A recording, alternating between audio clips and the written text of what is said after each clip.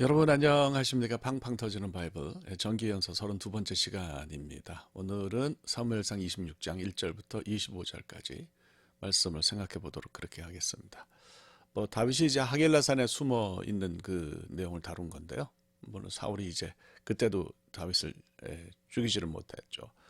한번 이 부분 가지고는 설교를 했어요. 그래서 설교에서 다루지 않은 그런 내용을 중심으로 여러분과 함께 잠시 생각하도록 하겠습니다.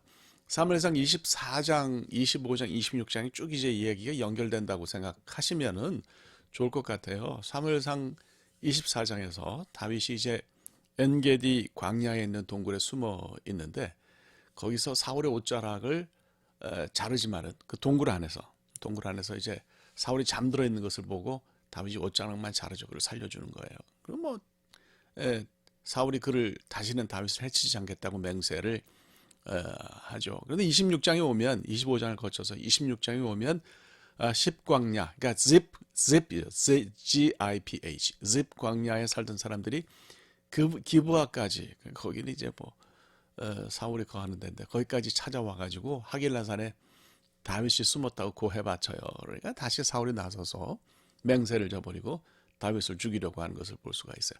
집이라고 하는 곳은 더 후대로 가면 르호보암이 유대 땅을 방어하기 위해서 이제 거기 그 근처에 도시를 15개를 만드는데 그 중에 하나예요. 그러니까 집 광야는 그 성읍이 위치한 언저리를 가리킨다 이렇게 생각을 하시면은 좋을 것 같습니다.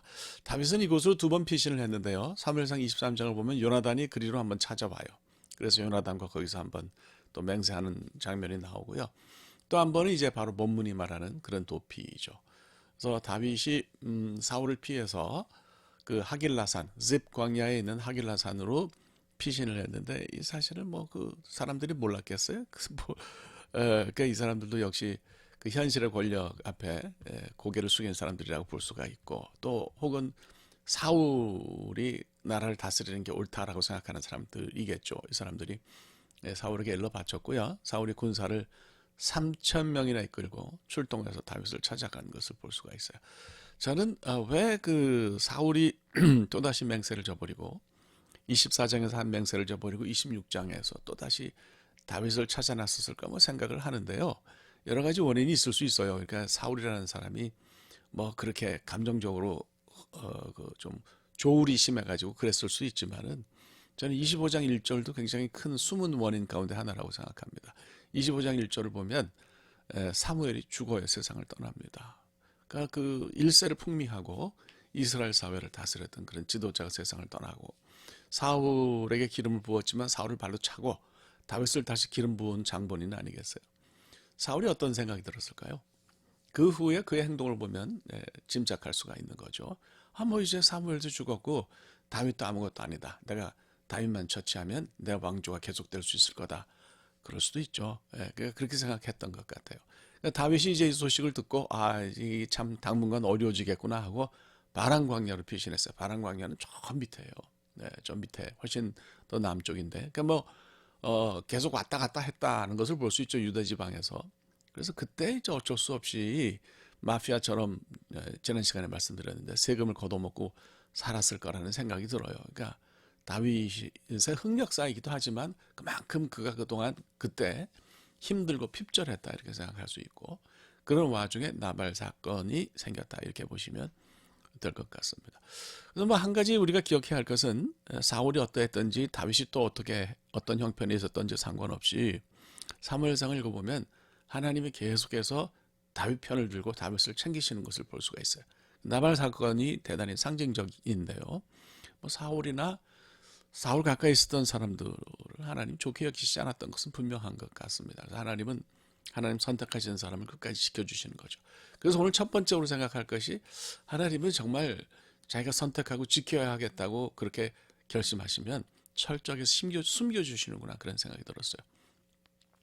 말씀드린 것처럼 사울이 이제 3천 명이나 병력을 이끌고 출동해서 다윗을 찾았는데 그럼 못 찾았죠. 하길라산에서 다윗이 그 요압의 동생인 아비새와 함께 사울의 진으로 들어가서 거기서 이제 한가운데 사울이 막 자고 있고 옆에 다 군인들이 자고 있는데 그 창하고 물병만 가지고 빠져나왔어요. 그러니까 이번에도 이제 사울을 죽이지 않았던 것을 볼 수 있고, 뭐 그 얘기는 뭐 제가 다시 할 필요가 없다고 생각합니다. 그리고 나서 이제 그 돌아와서 아브넬과 대화한 후에 다시 사울과 또 이야기하면서 사울 왕의 약속을 받아내요. 물론 소용은 없지만은 뭐 그렇습니다. 그래서 저는 뭐 다른 것보다도 야, 하나님이 참 다윗을 철저하게 지키셨구나 이런 생각이 듭니다.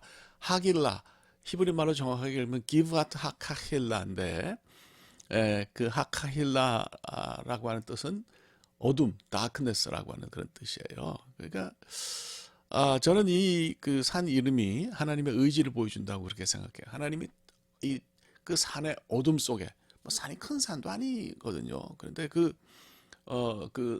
산의 어둠 속에, 그 계곡 속에 다윗을 묻으시고 꽁꽁 숨겨 두셨다는 거를 이제 생각하는 거죠. 뭐 성경이 사무엘상 읽으면 그러거든요. 다윗이 무슨 피신을 잘해서가 아니라 하나님이 그를 숨겨 주셨기 때문에 3천 명이 그를 못 찾았다. 눈이 어두워졌던 거 아닌가 생각해요. 하나님은 사람의 눈도 일시적으로 어둡게 하십니다. 우리가 창세기 19장을 보면 그 소돔의 롯 사건 기억하시죠? 그래서 폭도들이 롯의 집에 찾아와서 천사들을 내놔라. 그러니까 하나님 그때 폭도들의 눈을 쳐서 산베림이라고 하는 표현을 하는데 그 가리우시잖아요. 그래서 어둡게 하신 것을 볼 수 있어요. 똑같은 사건이 열왕기하 6장 18절에도 일어납니다. 아람 왕의 군대가 엘리사를 잡으려고 내려왔는데 하나님이 산베림 해서 눈을 쳐서 어두워져서 엘리사를 찾지 못했어요. 그러니까 뭐 오늘 사무엘상 26장에는 하나님이 사울 왕과 사울 왕의 부하들의 눈을 쳤다는 얘기는 없지만은 그러나 하길라산의 어둠 속에서 하나님이 다윗을 지키신 것은 맞습니다. 그러니까 아비가일이 고백했듯이 하나님은 다윗을 생명싸게 싸서 보호하셨다 이렇게 우리가 생각할 수 있는 거죠. 하나님이 선택하신 사람을 철저하게 지키시는 그분의 능력을 여기서 발견할 수 있는 것 같고요. 그걸 이제 여러분 우리들 자신하고 끌어당겨서 하나님의 보호하심을 우리가 받는다 이렇게 생각하시면 은혜가 될 것 같습니다. 두 번째로 본문을 보면 답답한 부분이 하나 있어요. 동문서답이라는 말이 생각이 나는 그런 부분이 있습니다. 동문서답은 뭐 설명 안 해도 될 것 같고요.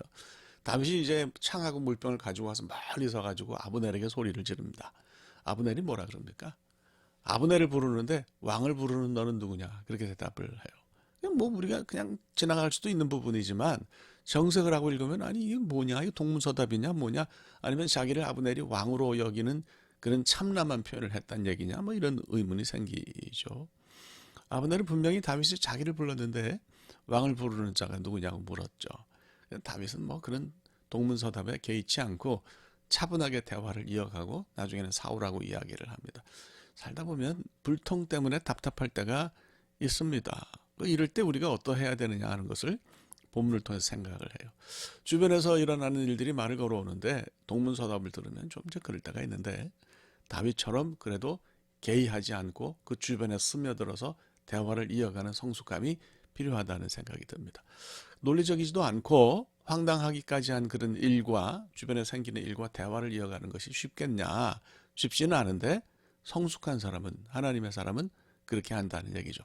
그 남아프리카 공화국의 대통령이었던 넬슨 만델라가 그 이런 말을 했어요. There is nobody more dangerous than one who has been humiliated, even when you humiliated him rightly. 이거 우리말로 번역을 하면 정당하게, 비록 정당하게 어떤 사람에게 수치를 줬다 하더라도 세상에 수치를 당한 사람보다 더 위험한 사람은 없다. 수치를 당한 사람이 옳은 건 아니죠. 수치를 당할 만하니까 수치를 당한 거지만은 다만 그런 사람들을 어떻게 대해야 하는지를 잘 설명한 말이다 이렇게 볼 수 있어요. 우크라이나를 소련이 아니지 이제 러시아지. 러시아가 침공했잖아요. 말도 안 되는 전쟁을 했는데 2달 가까이 되어 옵니다.